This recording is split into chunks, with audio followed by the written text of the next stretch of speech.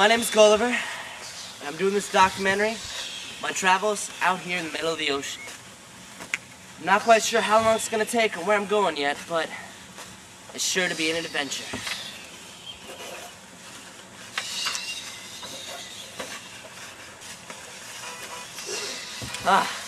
Who could be calling me out here in the middle of the ocean?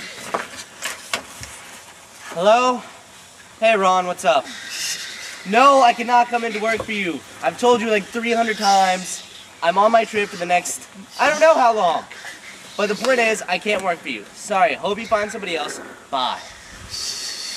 Can you believe that guy? I'm out here on my trip in the middle of the ocean and he calls me. Ridiculous. Alright, well, we'll chronologue my next trip whenever I get there. However I get there. Not quite sure, but we'll see how it happens. Oh, hey there, Mr. Fishy. What's up? Watch out, a giant squid! I got your back. There you go. Alright. Seems like there's a storm coming. The wind's getting too strong. Can't control the boat anymore.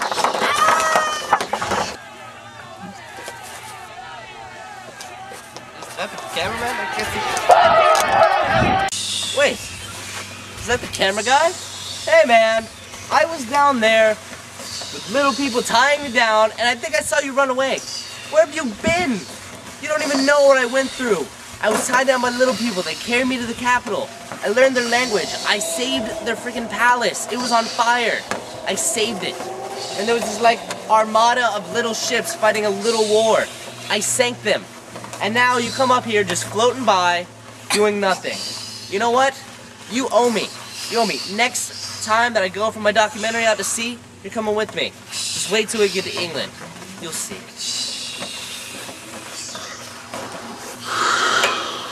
It's Gulliver again. Here with my cameraman out at sea. We're fighting a monsoon right filled with large storms, massive rain, and large waves. It's pretty unbelievable out here. Thunder! We're hoping that my cameraman managed to chronicleize the entire trip this time. We missed a large portion of Thunder! And hope to have a large portion of it still remain.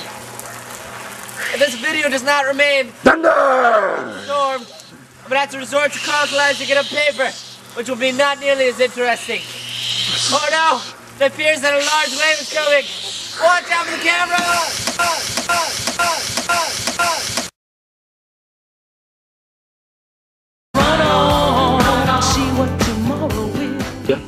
Hi, and welcome back to the Okra Winfro Show. Today we're privileged to have with us Mr. Lemuel Gulliver, world-renowned traveler and explorer. Oh please, call me Gulliver, Okra. Okay, Gulliver. We have recently come across some videos of your travels. What happened to the rest of this footage?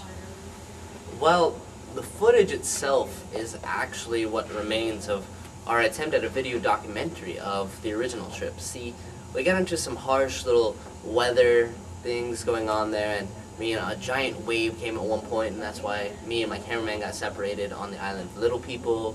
Although I think he was there. I think even if you look at the video closely, he's running by. But anyways, and then we go into a giant monsoon, which I'm not sure what happened. I woke up on an island surrounded by giants, and the cameraman was never found because he's kind of like, I don't know, he just kind of got lost at sea. We've just recently discovered his video that he had. So, since this video footage was lost, what else did you do to make the world aware of your travels? Well, as you probably know, I wrote my book here, Gulliver's Travels, which describes my entire journey. See, originally we wanted to do on video, so I didn't pay attention as much to large details. So, in my book, it's fairly dry written. I mean, it's still interesting, of course, but it's pretty much strictly factual. Not my opinion, because I just wrote things down. Hey, you mentioned islands full of little people and giants. Did you come across any other islands? What type of people were there? Well, along with the islands filled with little people and islands of giants, there was an island floating in the sky which had high intellectuals. Their ideas of math and science and music far surpassed anything that we had. but at the same time they didn't have any practical matters. They had no appreciation for practical things. So that was one island, and then the island below that had a bunch of people with an academy, and crazy things went on there. Like, they had ridiculous ideas, such as the shoe sock. It was a sock instead of a shoe. It's not very practical, actually. And then there was an island of Winhams, which actually was an island of very moral and talking horses. What was it like being consumed by that large monsoon? Well, that was pretty crazy, actually. See, I was out in my boat, fighting the elements of harsh rain, wicked wind, and ginormous waves. It was pretty ridiculous. Like, the best comparison I would have to say, that if the people at home wanted to truly appreciate and fully feel what it's like to be in a monsoon, I would say get something like a small canoe or a kayak and put it up somewhere and have your friends spray you down with a massive hose and a high pressure system and splash them with buckets upon buckets of water. It's just horrible.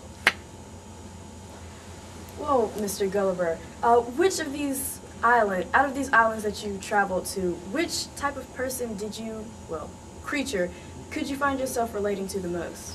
Good question, actually. See, I found personally on an intellectual and more moral and just overall connection level, I related best with the Winhams themselves. Well, how exactly would you spell that? Well, see, we had a discussion with them, and I didn't really understand spelling. We never got spelling across because it wasn't a big point of theirs. So I kind of just tried to interpret a sound like a horse would make, like a "ugh," and it kind of just comes out with H's and O's and U's and M's. It's really quite interesting. But I connected with them best because of their strong sense of moral fortitude. They didn't even have in their language words for like stealing and murder and such corrupt things and ideas, and that's what our country should be like.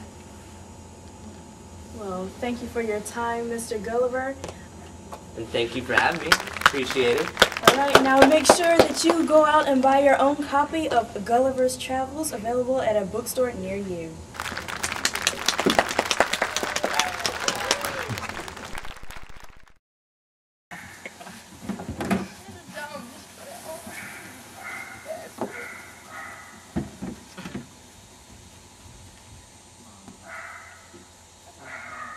Giant waves and a storm's coming.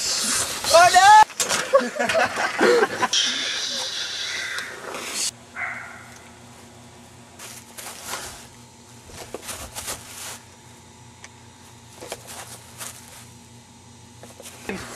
I'm not sure if he's gonna get the remainder of this. No, I sure hope people believe me. What?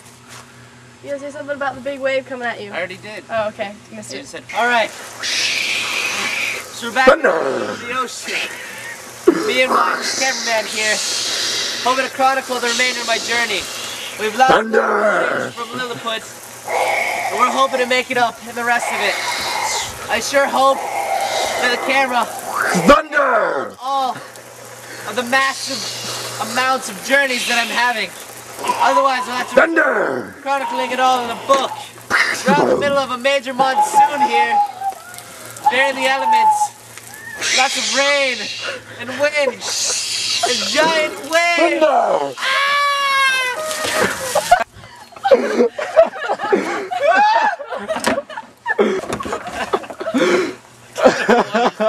Hey Ryan, switch jobs. Did you get that on tape? Yeah. Bloopers. Giant wave. I think I got wet on that one. My sleeve is pretty cold. Okay, kill the water.